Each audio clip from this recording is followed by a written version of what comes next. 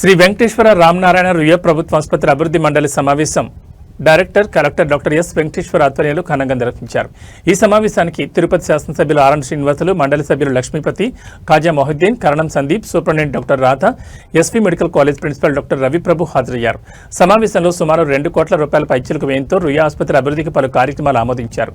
ముఖ్యంగా post operative ward లీకేజీలకు 16.6 లక్షల రూపాయల రిపేర్లు, టీబీ, సిడి మరియు ఏఈడి హెచ్ వార్డులలో 4 లక్షల రూపాయల రిపేర్లు, కొత్త బ్లాక్ రిపేర్లు 10 లక్షల రూపాయలతో, మెయిన్ ఆపరేషన్ థియేటర్ ఫ్లోరింగ్ కు 2 లక్షల రూపాయలు, ట్రీట్మెంట్ అత్యవసర విభాగంలో సెంట్రల్ ఎయిర్ కండిషన్ వ్యవస్థ ఆధునీకరణకు 11.5 లక్షల రూపాయలు వ్యయమవుతోంది.